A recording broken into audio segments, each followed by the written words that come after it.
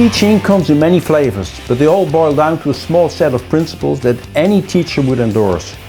Still, violations can be seen very often in serious games. Let's have a look at the principles.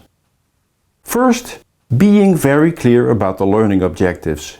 These are easily confused with the goals pursued in the game, which are often quite different.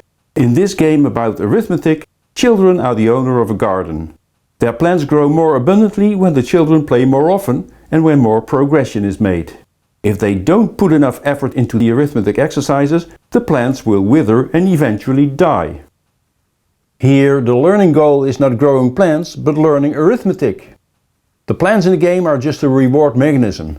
This should be very clear to the player and obviously also to the game designer. Second, address prior knowledge and experiences. This helps learners to have a flying start and to connect new knowledge to existing knowledge. In a geography game, showing a map could reactivate this prior knowledge. Even clichés such as the Eiffel Tower or accordion music may support that. Third, we should activate learners by assigning a clear task with some freedom of movement, decision power and responsibility. Obviously, games are good candidates for active learning because of their activating nature. Provide sufficient guidance. Learners should not be thrown into the deep end. They should not get stuck, not knowing what to do next. Guidance is needed to avoid frustration and poor learning. Indeed, you don't want learners to waste their time. But guidance of learners is often lacking in serious games because game designers prefer to let players explore and find things out by themselves. And they also think that guidance might make their game too schoolish. But I think we shouldn't treat the game experience as being more important than the pursued learning outcomes. So provide feedback on performance. Feedback is a key factor in any learning process. It allows for learning from mistakes, which is a very effective way of learning. Did you ever burn your fingers on the stove?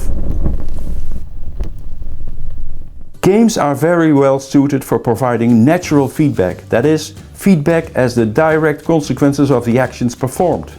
Making the wrong decisions in a business simulation would decrease your turnover and profit, which is a natural feedback on performance. Also, reflection and self-evaluation are often overlooked, but people should be able to control and assess their own learning. What did I learn so far? What went well? Where can I improve? What should I do next? But game designers are reluctant to interrupt the game every now and then for reflection. They don't want to break the game experience or the game flow. But they should, because without reflection or self-evaluation, the learning is hampered. So here's a lot to gain. Finally, avoid information overload.